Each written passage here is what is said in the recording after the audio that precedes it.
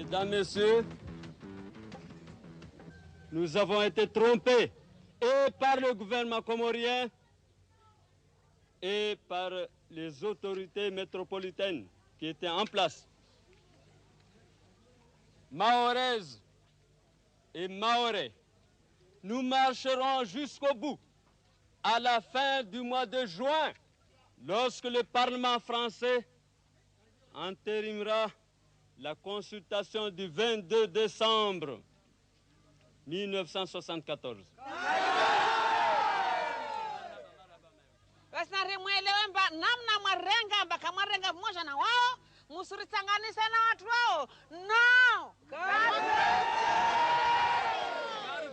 signifie nous n'en voulons pas de l'indépendance à la merde, à la con.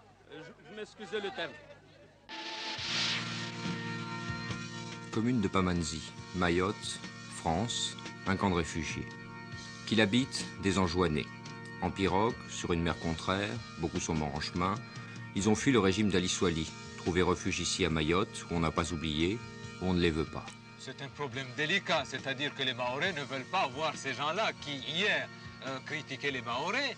Ces mêmes gens faisaient partie, hier, des gens qui étaient dans le gouvernement de M. Abdallah et qui faisaient la loi à Mayotte et qui ont fait des exactions aux Mahorais. Alors, les Mahorais, aujourd'hui, ne veulent pas du tout voir ces gens-là qui hier, les menaçaient et qui les licenciaient. Adrien Giraud, l'un des hommes forts de l'île, exprime l'opinion de toute la population. Le gouvernement, en l'occurrence le préfet, a dû imposer l'accueil. Les Mahorais comprennent le problème des Anjouanais sur le plan humain. Mais ces gens-là viennent, pour des raisons politiques essentiellement, fuient le régime et viennent se réfugier sur une terre de liberté et sur une terre d'asile. Et je dis toujours aux Mahorais qu'ils doivent respecter la loi française, qui accepte le droit d'asile et qui accorde le droit d'asile à ces gens-là qui sont vraiment malheureux, traumatisés. 5 jours après, un coup d'État renversé à Ali Souali. 300 Anjouanais au moins ont transité par le camp. Une centaine, peut-être plus, saura-t-on un jour, ont péri en mer lors de leur fuite. Des étudiants ont détourné un avion. Nous sommes venus dans ce cas-ci en avion. On a détourné l'avion. Ils sont partis de Moroni, qu'on allait en juin. On avait préparé ça pour aller en juin. Puis en cours de route, on a détourné l'avion pour Mayotte. Et quand vous êtes arrivé à Mayotte, vous avez eu des problèmes avec les autorités? Oh, pas beaucoup de problèmes avec les autorités parce que c'est une question de sécurité ici. Nous sommes atterris, on a eu l'autorisation d'atterrir, on a atterri, puis on a vu les autorités qui étaient en train de nous fouiller, savoir, puis on nous a amenés dans le camp. Vous êtes dans le camp depuis 28 jours, mais ici, vos camarades, il y en a qui sont là depuis très longtemps, plus longtemps. Oui, il y en a qui sont là depuis 3 mois. Et ici, là, vous êtes derrière des barbelés. Vous n'êtes pas gardés, je veux dire, c'est pas... Oui, nous sommes... Comment ça se passe et pourquoi? Nous sommes ici parce que... Pourquoi vous êtes derrière des barbelés?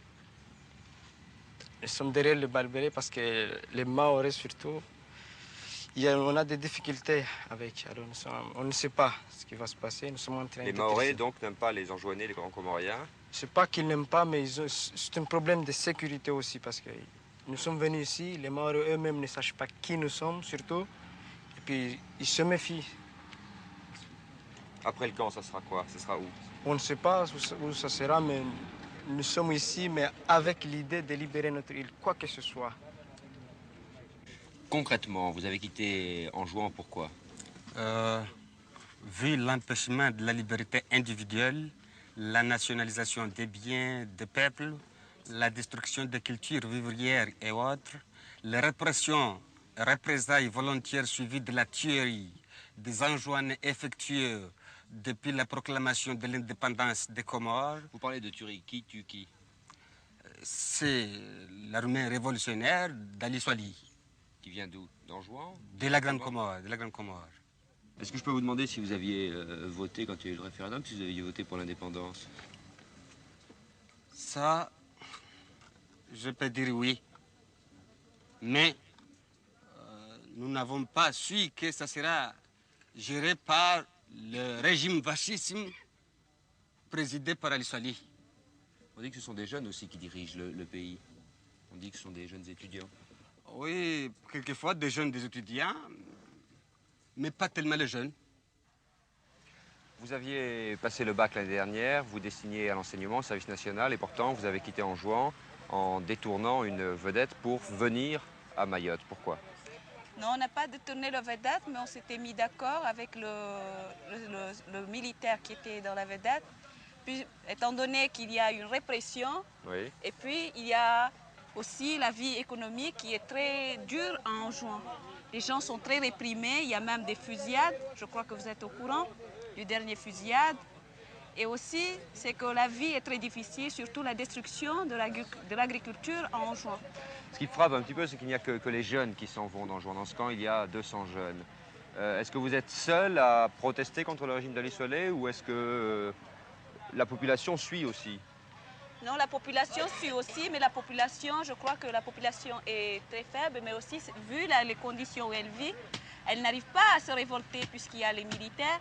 Tout est politisé en Anjouan et aussi tout est militarisé là-bas.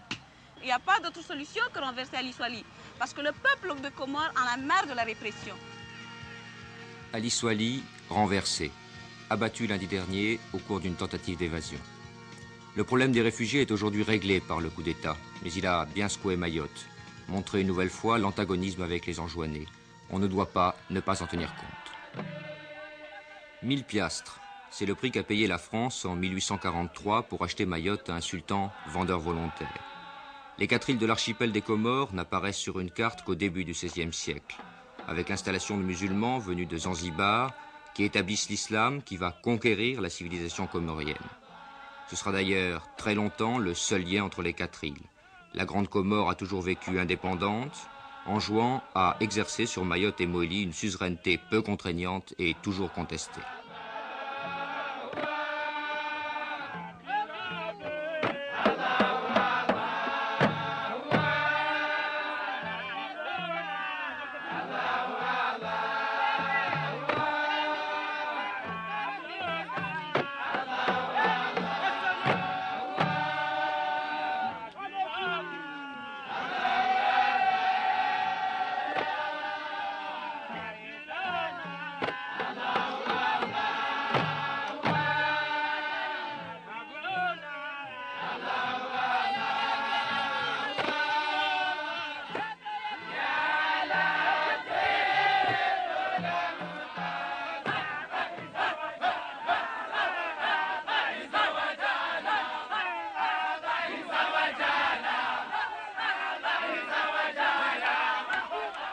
Au début du XIXe siècle, les voisins malgaches font de fréquentes et meurtrières incursions vers les îles. Mayotte en gardera des marques puisque sa population est en grande partie d'origine sakalare. Pour se défendre contre l'envahisseur, les sultans se jettent dans la gueule du loup. Ils font appel aux Européens.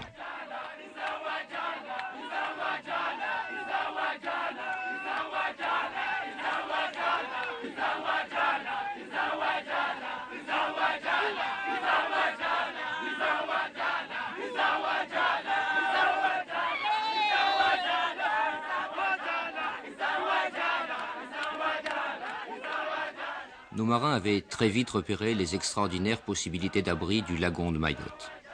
Après l'achat, les sultans d'Anjouan protestent de leurs droits avant de signer finalement leur renonciation.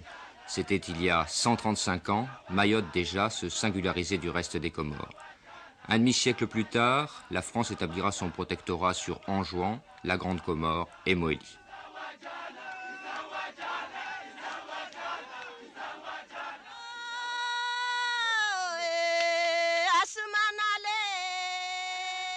Ce n'est qu'en 1928 que les Comores deviendront une province autonome au plan administratif.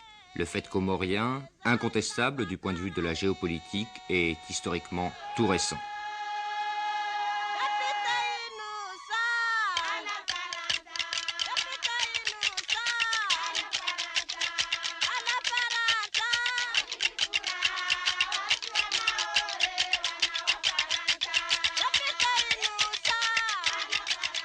Après 135 ans de colonisation, Mayotte seule est toujours française.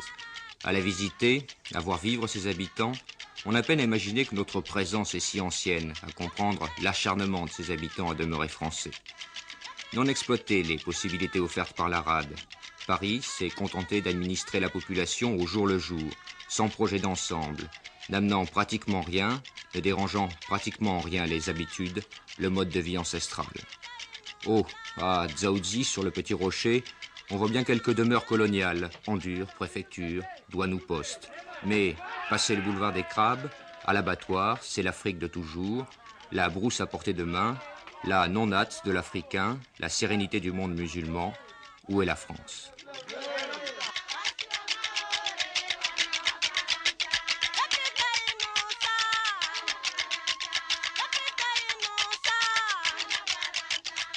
En 1958, consultés comme toute l'Afrique par référendum, les Comoriens refusent l'indépendance et choisissent un statut de Tom, dont on admet qu'il évoluera vers une certaine autonomie interne. À l'époque, Dzaoudzi, à Mayotte, est toujours capitale de l'ensemble, mais les deux grandes voisines demandent déjà le transfert. Ce sera le détonateur. Le fait est qu'en décembre 58, déjà, il y a 20 ans, les conseillers mahorais à l'Assemblée territoriale déposent leur première demande en faveur de la départementalisation.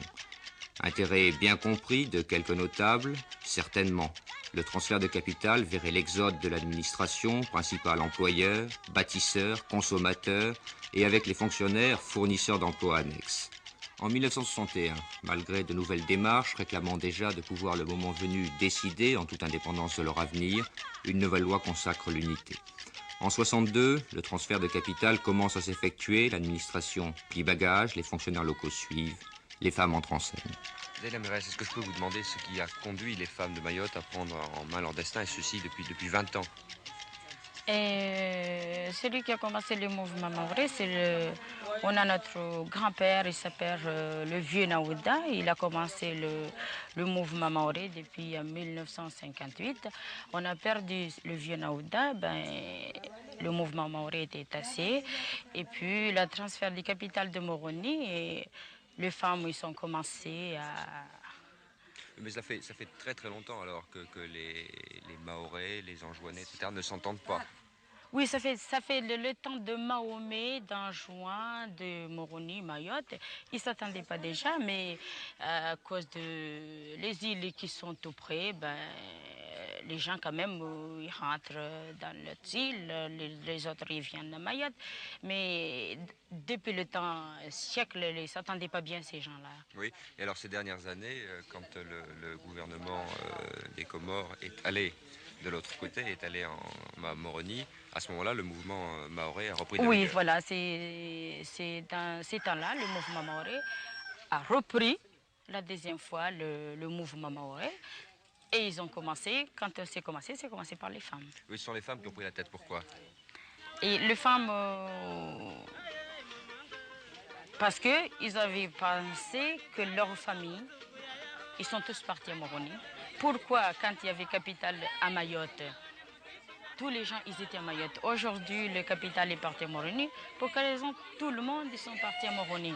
Donc, il y a quelque chose, à la fin des comptes... Et vous avez lutté à ce moment-là, vous avez lutté même quelquefois contre le gouvernement. Oui, contre le gouvernement, parce que le gouvernement, lui, il a proposé indépendant. Quand il a proposé indépendant, nous, on était contre.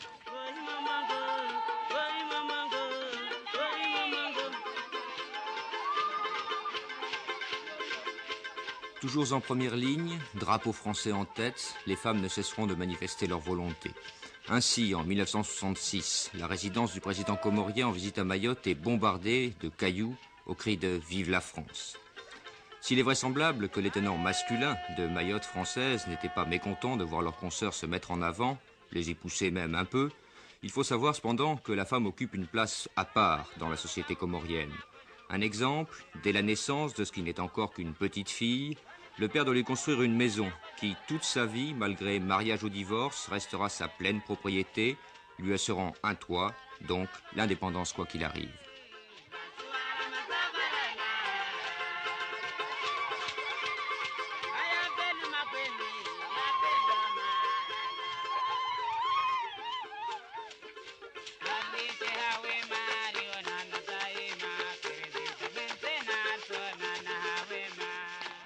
Aujourd'hui, les chefs historiques président encore aux destinées de Mayotte, mais quelques jeunes sont prêts à prendre la relève. Monsieur le maire, vous administrez Kongo, une petite ville de 3000 habitants à 10 km au nord de Mamoudzou. Est-ce que vous croyez que c'est la population qui demande à ses leaders le maintien dans la France, ou plutôt les leaders qui demandent à la population? Non, c'est la population. Moi, je peux vous dire que c'est la population, parce que autrefois, comme nous avons tous vu, les capitales de Mayotte étaient à Comores, étaient à Mayotte. Et on a vu ce qu'a fait l'ancien président. Et donc, il y a aussi pas mal de choses qu'ils ont changées, et la vie, et consorts. Donc, ils nous avaient traités comme des paysans. Donc, la population était obligée de faire tout le monde, parce qu'il y avait des autres leaders avant de Mercelari et Nusabamane, il y avait des autres. Mais les autres, donc, étaient des gens qui n'arrivent pas à amener les choses très normales, mais toujours, nous avons décidé jusqu'à l'aube. Alors, votre souhait, c'est quoi? Votre souhait tout de suite? Notre souhait de Mayotte, comme vous avez vu, sur l'élection du 11 avril que nous avons fait, même on avait créé un autre bulletin pour rester au sein de la République française. Et pour l'évolution, pour la suite? Pour la suite, d'être devenir département, si on est possible. La départementalisation, le grand mot est lâché, car les Mahorais n'estiment pas encore être au terme de leur combat. Il faut sceller de manière définitive l'appartenance à la France. Mayotte département, comme la Dordogne ou le Pas-de-Calais, n'y a-t-il pas pour les bonnes âmes matière à sourire quand on se promène dans ce marché de Mamoudzou, principale ville de la Grande Terre? Le fait est là pourtant, et il faut compter avec.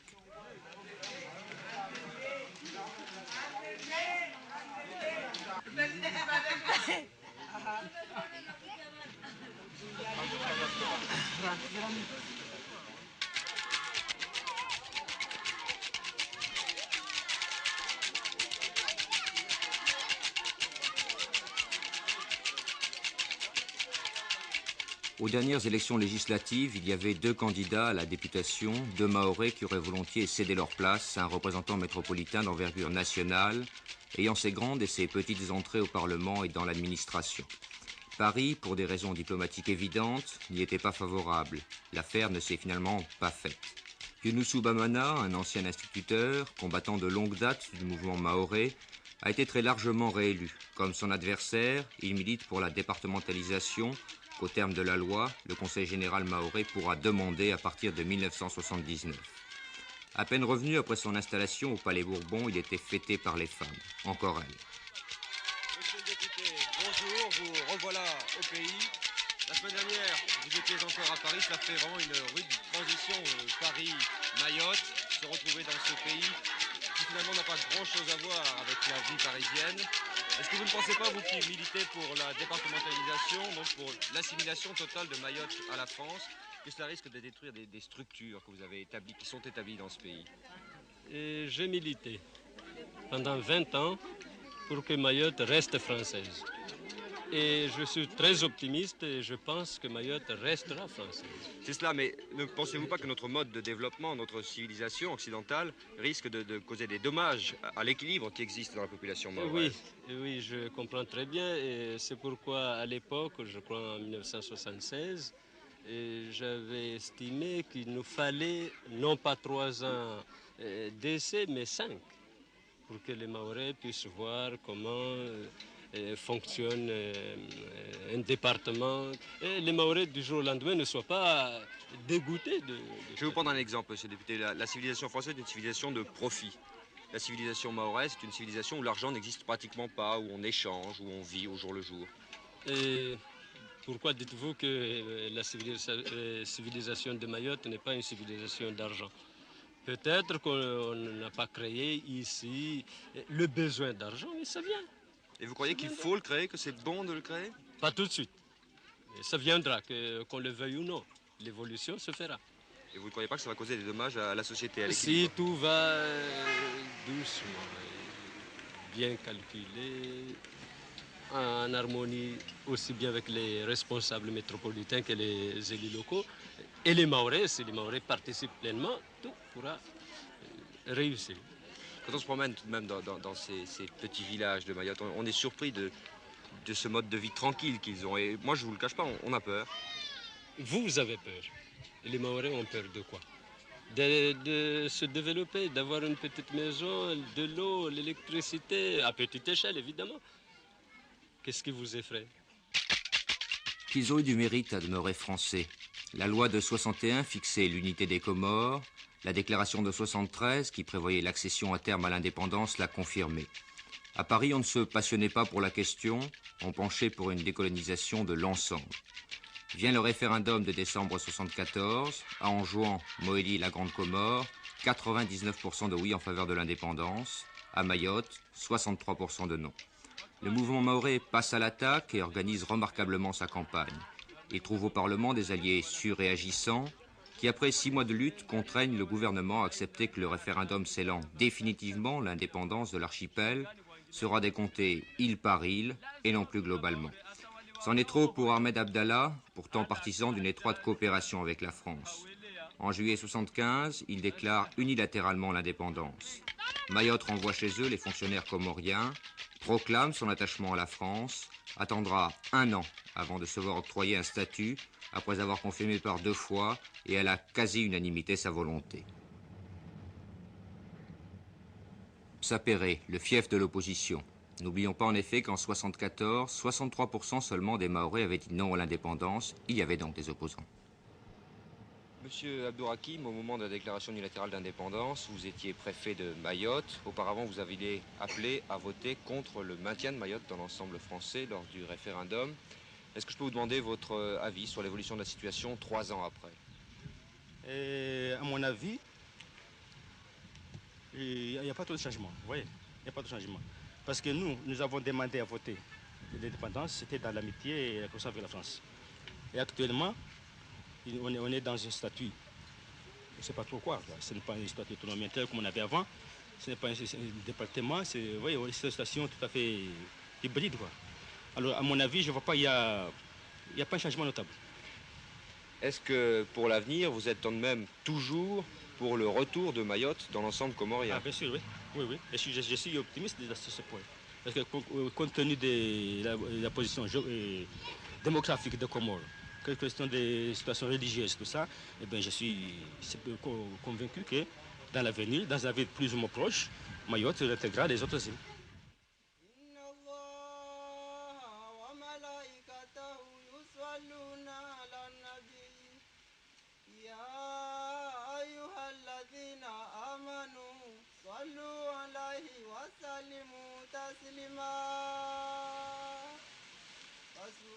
Monsieur Abdourakim y faisait allusion. L'islam rapproche indiscutablement les îles de l'archipel, encore que Mayotte se singularise, encore une fois, en appliquant de manière beaucoup plus lâche les préceptes du Coran. Pourtant, la première mosquée des Comores a été construite ici, à Tsingoni, un petit village de brousse. 5 siècles après, elle attire toujours les fidèles pour la grande prière du vendredi.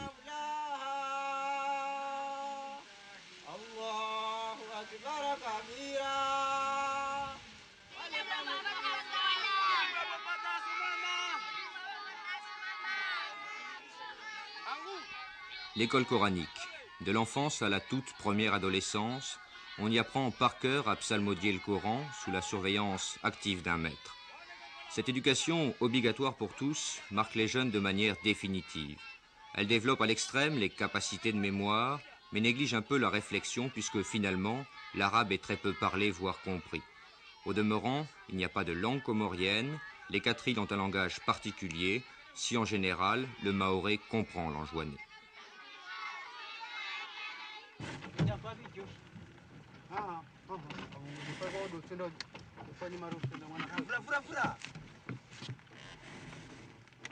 Entre la Grande Terre, où habite la majorité des 50 000 habitants de l'île, et la Petite Terre, à Dzaoudzi et Pamandzi, et qui accueille les services administratifs, le seul moyen de communication est le bateau.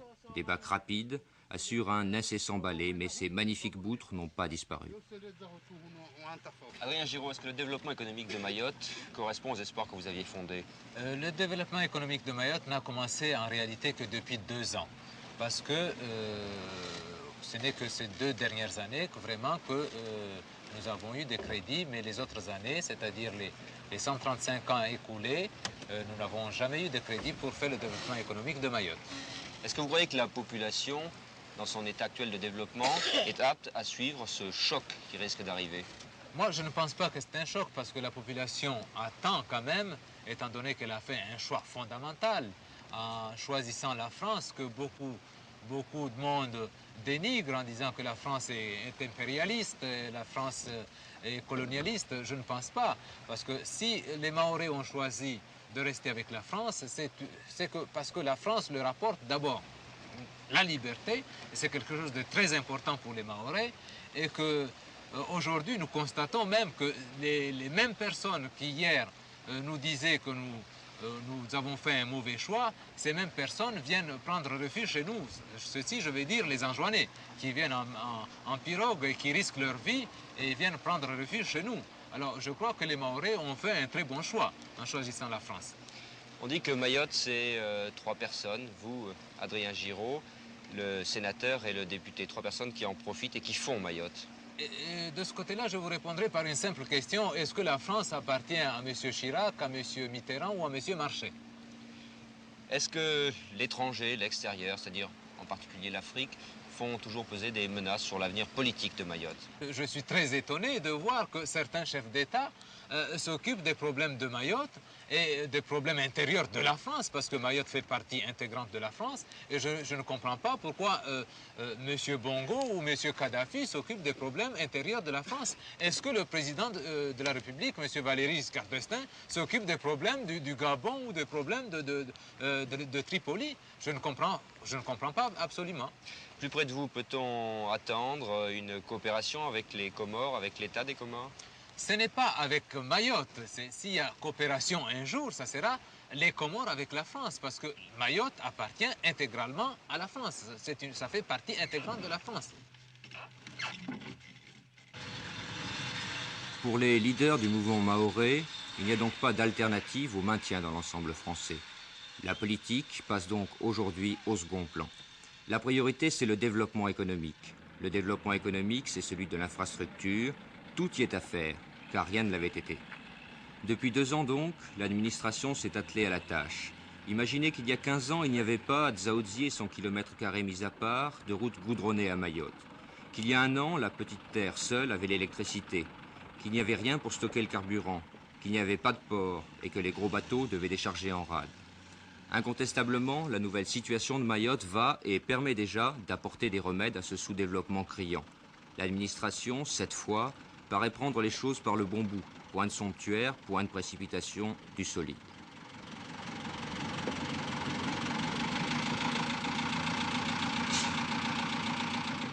Cette route, par exemple, va permettre de décongestionner tout le nord de la Grande Terre de Mamoudzou à Akwa. Elle permettra de rapprocher les villages, souvent isolés à la saison des pluies, aux paysans d'acheminer le produit de leur culture sur les grands centres, aux malades d'être évacués rapidement en cas d'urgence, aux habitants de se connaître. L'électricité, qui arrive depuis 1 an à Mamoudzou, atteindra bientôt aux 2 extrêmes Sada et Mzamboro. Les jetées seront agrandies. Un vrai port, tout à fait nécessaire, sera vraisemblablement construit dans la baie de Longoni. La capitale transférée de Dzaoudzi, où elle est trop à l'étroit, et surtout coupée de la plus grande partie du pays à Mamoudzou. Qui paiera? La métropole, bien sûr. Mais elle a des devoirs et l'addition est loin d'être salée. Tout compris, Mayotte absorbe à peine quelques 60 millions par an.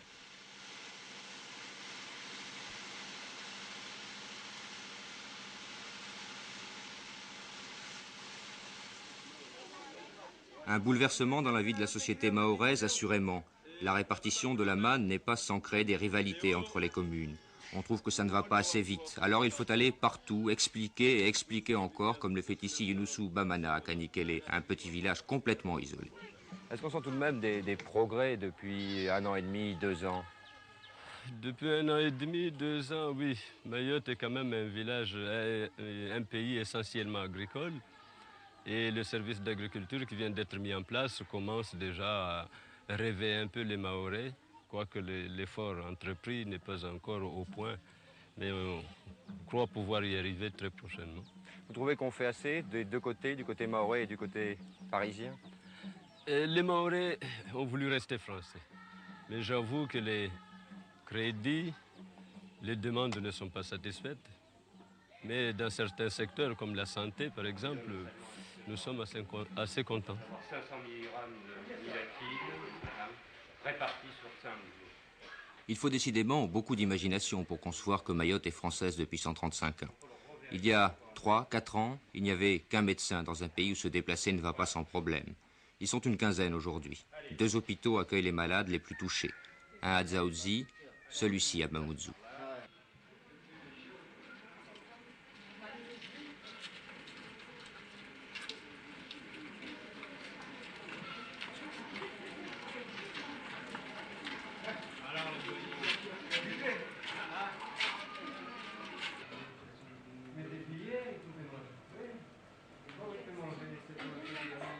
La grande nouveauté, le plus important certainement, c'est la médecine de secteur. L'île est divisée en 6 parties, un médecin résident y est installé, les habitants des villages de brousse ne sont plus isolés. En règle générale, vous visitez les habitants de votre secteur suivant quelle périodicité? Eh bien, je m'efforce de passer une fois par semaine dans chaque commune. Comme j'ai trois communes dans mon secteur. Vous avez des problèmes sans doute de liaison en la saison des pluies? Ben, vous le voyez, on est en fin de saison des pluies, les pistes ne sont pas encore extraordinaires. Il y a des bourbiers. Et quand il y a des urgences, comment ça se passe? Eh bien, il y a des endroits où j'ai des postes infirmiers de brousse. Et à ce moment-là, l'infirmier qui voit en premier l'urgence me fait prévenir. Et si le village est accessible par la piste, j'envoie ma voiture qui va chercher le blessé pour soit me l'amener, soit l'emmener vers l'hôpital de Mamoudzou. Il y a plusieurs problèmes qui se posent à Mayotte. Le premier, c'est certainement le paludisme. À côté du paludisme, on trouve de la tuberculose, de la lèpre. On trouve aussi énormément de parasitose intestinale, 85% de la population. Et puis, bien sûr, à côté de ça, toute la pathologie qu'on trouve à peu près partout.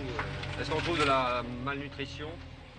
On ne trouve pas de dénutrition, mais on trouve effectivement un petit peu de malnutrition à Mayotte. En plus de votre activité propre de médecin qui soigne, qui cure, vous avez un champ d'activité beaucoup plus étendu. Oui, c'est évident. Je couvre tout ce qui a plus ou moins un rapport avec l'hygiène et l'éducation sanitaire sur mon secteur. Je couvre la lutte antipaludique, donc, et une équipe de démoustiqueurs. Je m'occupe de surveiller que les lépreux et les tuberculeux prennent leur traitement en même temps que j'essaie de dépister les nouveaux cas. Ensuite, il y a tout le gros secteur du développement de l'hygiène et de l'éducation sanitaire. Sans doute le secteur capital. C'est certainement le secteur capital et c'est là qu'il y a le plus de travail à faire, si vous voulez, auprès de la population. Elle a été piquée parce qu'il Ces femmes, ces enfants, ce besoin, voilà sans doute pourquoi la majorité des Mahorais veut rester française. L'un de ceux qui a le plus lutté pour cela est certainement Marcel Henry, l'actuel sénateur. Nous l'avons rencontré sur la Petite Terre, au-dessus du boulevard des Crabes, la route qui relie Dzaoudzi à Pamandzi. Monsieur le sénateur, un combat pour Mayotte française que vous menez depuis 20 ans, un combat difficile? Il a été difficile parce qu'il a duré longtemps. Comme vous dites, il a duré 20 ans et puis l'issue en est restée incertaine jusqu'au dernier moment. Un combat contre qui? Eh bien, c'était un combat contre les autorités comoriennes, d'une part, et puis contre la pression des États africains qui s'exerçait à Paris à un niveau très élevé, et puis aussi contre une certaine tendance hostile qu'il y avait à Métropole. Le combat, votre combat, celui du député actuel, Younoussou Bamana, celui d'autres personnalités de Mayotte ou celui de tout Mayotte? Non, c'est le combat de la population de Mayotte. Dans ce combat, nous avons été seulement les porte-parole de la population.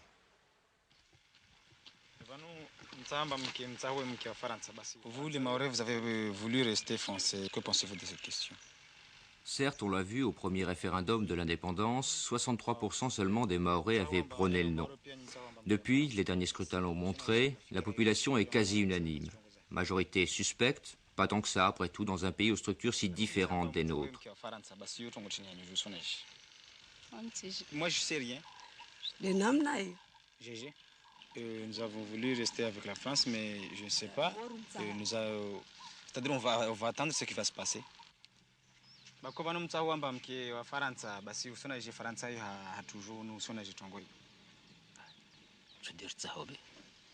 ça ce que nous avons voulu. Je pense que depuis que la France est là, nous sentons que notre vie est libre. Nous avons voulu rester avec la France pour que notre pays soit développé. On est à peu près libre parce que on attend dire ce qui s'est passé dans les 3 îles comoriennes là-bas. Vu la politique que mène le président Ali Swali, on sent qu'on est un peu libre.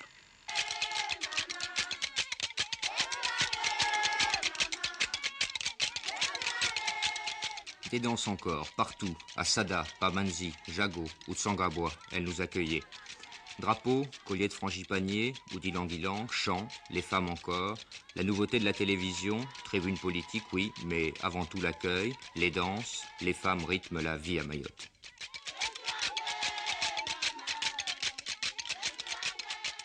L'avenir du territoire, l'avenir de Mayotte? Je le conçois avec beaucoup d'optimisme aussi. Les responsables métropolitains et la France a une volonté de promouvoir ce pays.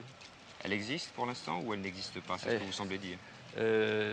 C'est timide. On a dit tout à l'heure que c'était un peu timide, c'est hésitant. Ou bien les hommes, les responsables ne sont pas très conscients de ce qui se passe ici. Peut-être. Est-ce que les Mahorais, eux, ne sont pas susceptibles de changer d'opinion? Ça, je ne sais pas, je ne peux pas prévoir l'avenir. Moi, pour moi, j'ai confiance. J'ai voulu rester avec la France et j'ai confiance. Le sens de votre choix, c'était quoi?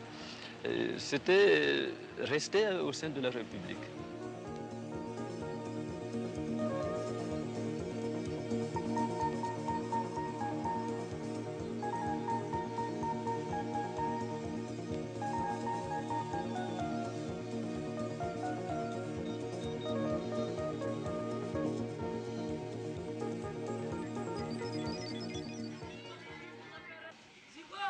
L'avenir, la jeunesse a un énorme potentiel, d'énormes besoins. Le taux d'alphabétisation est un des plus faibles du monde. Mayotte, de plus, a été pratiquement laissée à l'abandon depuis le début des années 60. Il faut aujourd'hui remonter la pente.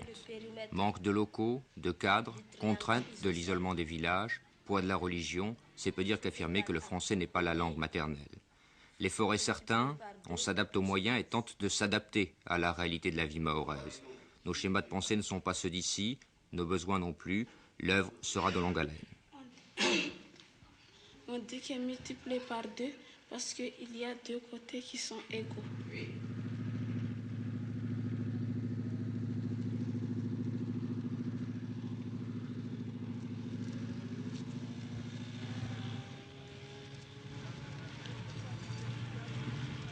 Un jour d'école comme les autres, les grands arrivent à Dzaoudzi dans la barge de l'armée quand le bâtiment civil est en panne. 1 heure plus tôt, c'était le mouvement inverse. Mayotte comprend 2 îles, les 5e et 6e sont basés à Mamoudzou, les plus grandes classes à Dzaoudzi. Ce n'est pas sans complication pour les élèves, mais le problème devrait être réglé dans la prochaine rentrée. Pour l'instant, il n'y a pas de terminale, le bac, quand on y arrive, on le prépare à la Réunion. Ici, comme partout ailleurs, plus en raison du retard et du nombre, la jeunesse s'interroge.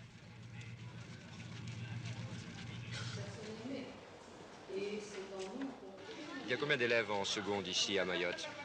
Alors en seconde 1, nous sommes 13, en seconde C, je sais pas. 6 ou 8. Vous ne pensez pas que manque un enseignement technique? Si, nous en manque. Et le développement de l'enseignement à Mayotte n'est pas aussi développé qu'ailleurs, par manque d'élèves.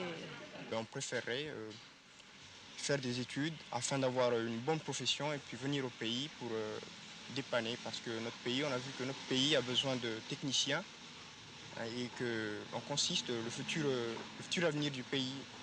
Quels sont les problèmes les plus graves de Mayotte? Les problèmes les plus graves de Mayotte sont surtout causés par l'enseignement. Les gens qui dirigent l'enseignement, qui ne prennent pas compte, qui ne sont pas conscients de ce que représente l'enseignement. Vous trouvez que l'enseignement n'est pas adapté alors? Pas du tout. L'enseignement est trop négligé. Et qu'est-ce que vous souhaitez? Nous souhaiterons un enseignement qui soit beaucoup plus indépendant de la politique. Parce qu'il suffit ici, il suffit de faire le moindre petit pas révolutionnaire, parce qu'il faut dire que l'enseignement, comme nous le concevons, c'est pour former des révolutionnaires ou n'importe quoi, mais ici, il suffit de faire le moindre petit pas pour qu'on dise, voilà... Former des révolutionnaires, ça veut dire pour quoi, former, ça? Je veux dire former des révolutionnaires, des gens, parce qu'à Mayotte, actuellement, les dirigeants qui sont, disons, des femmes, parce que c'est pas du tout normal de voir des femmes être, surtout, nous sommes, disons, presque primitifs. Et quand il faut que ce soit des femmes qui décident des choses. Avec le temps, j'espère, pas dans les 5 prochaines années, mais avant, faire un collège technique. Le manque de techniciens, il est particulièrement criant. Dans l'agriculture, par exemple, capitale ici puisqu'elle constitue la seule ressource. Mayotte est peu peuplée, sa terre riche. En améliorant le système de culture encore archaïque, l'autosuffisance pourrait être une réalité. C'est d'ailleurs la direction vers laquelle travaille en priorité l'administration, qui sait que la seule richesse de l'île est ici. L'école d'agriculture a ouvert ses portes à la dernière rentrée. On y inculque les données de base et surtout les élèves seront suivis à leur sortie. Des terres et du matériel leur seront pratiquement donnés. Leur exemple, espère-t-on, fera tache d'huile.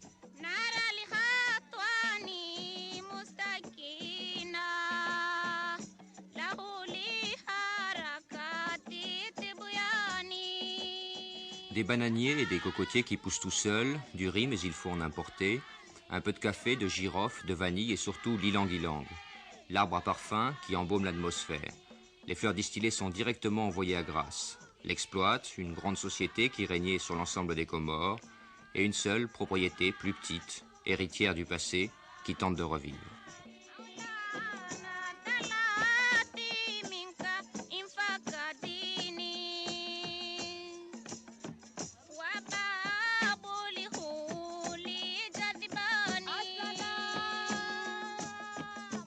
Kangani, la propriété d'Achery, à 15 km environ au nord de Mamoudzou, une propriété qui appartient à la famille depuis 1883.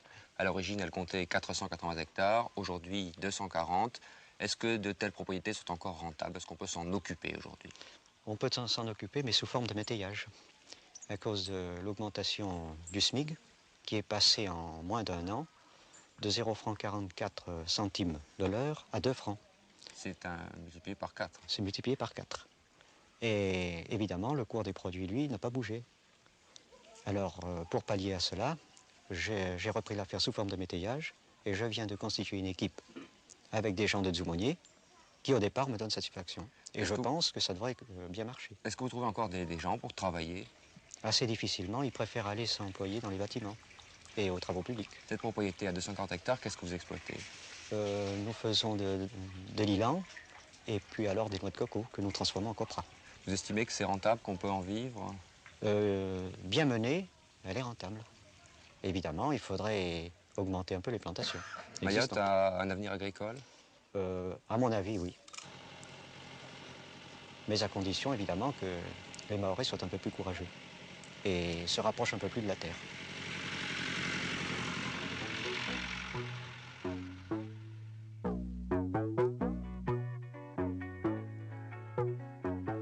Sur la route de Tsangabwa, vers le nord de la Grande Terre, un petit cultivateur a su s'adapter au goût de la clientèle européenne.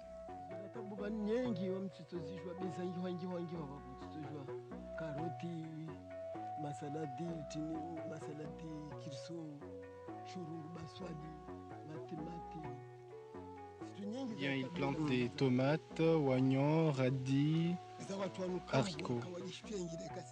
En principe, sa clientèle, c'est surtout la clientèle métropolitaine.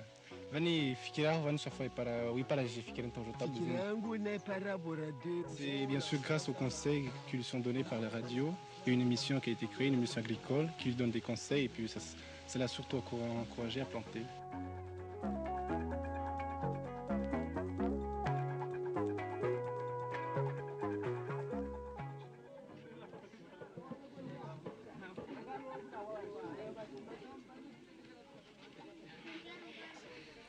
Jago, un village en fête. L'occasion, il est vrai, est de taille et FR3 vient y mettre en boîte l'émission vedette de la toute jeune station locale. Il s'agit, 4 à 5 heures durant, d'enregistrer des témoignages, de graver des légendes, d'expliquer les mains problèmes de la communauté, de rivaliser en musique. Au fil des semaines, la radio passe ainsi dans les quelques 70 villages ou hameaux de l'île.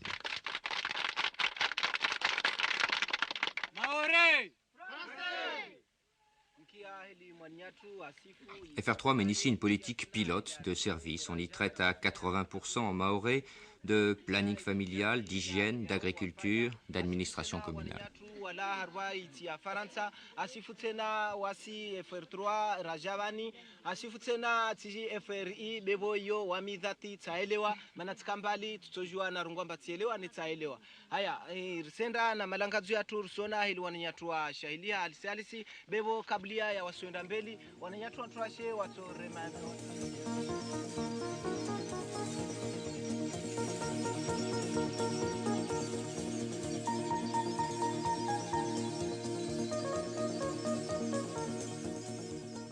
Des visages, un regard prenant, curieux, une attente. À part la petite terre qui regroupe à peine 7000 des quelques 50 000 habitants et la ville de Mamoudzou, la population vit en brousse, dans de petits villages comme, on l'imagine, il y a un siècle. Notre mode de vie, nos besoins n'affleurent même pas. On vit tranquillement, au rythme des levées et couchers du soleil. On travaille tranquillement, dans les champs, chacun ou presque a le sien. Dans une visite rapide, on ne sent nulle volonté de bouleversement. On mange, travaille, parle, danse et dort, sans apparemment se poser de questions.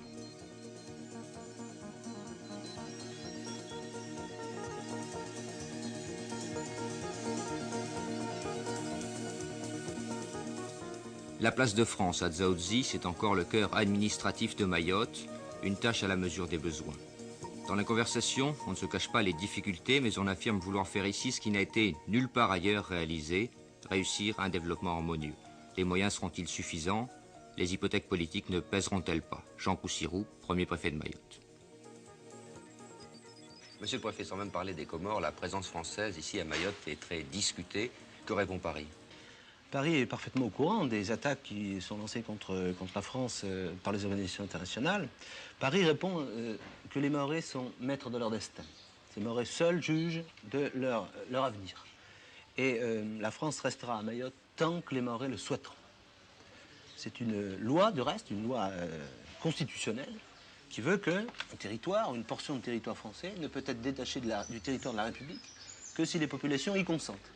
Les Mahorais ont exprimé à 2-3 reprises, au cours de référendums parfaitement légaux et parfaitement normaux, qu'ils souhaitaient rester français.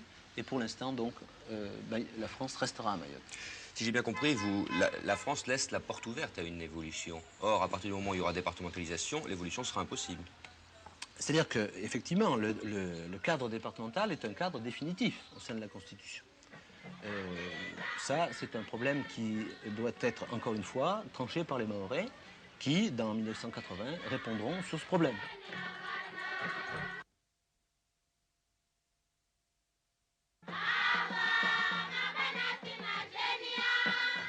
Pour la population, quand elle le perçoit, départementalisation égale subside. Pour les leaders du mouvement mahorais, c'est l'attachement constitutionnel définitif à la France.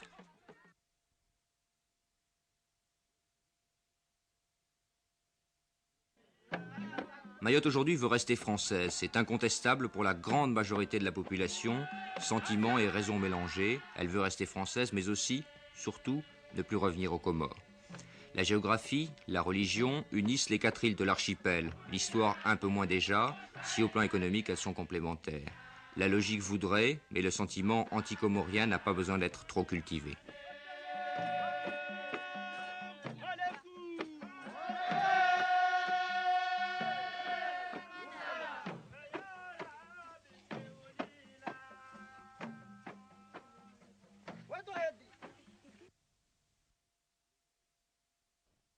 Le récent coup d'État, en permettant à Moroni de renouer les relations avec la France, ne va-t-il pas tout changer?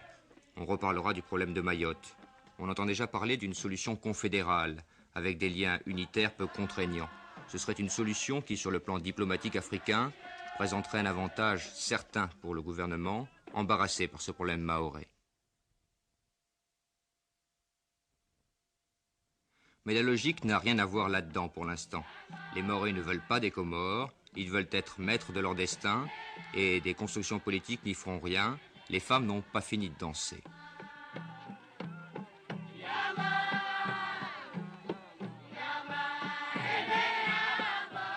Mayotte n'est pas la France. La culture, l'état de développement, les besoins y sont fondamentalement différents. L'anachronisme évident, mais Mayotte la française existe bel et bien aujourd'hui. Au-delà de tous les schémas intellectuels ou politiques, c'est un fait. S'il y a évolution, elle viendra des Mahorais eux-mêmes.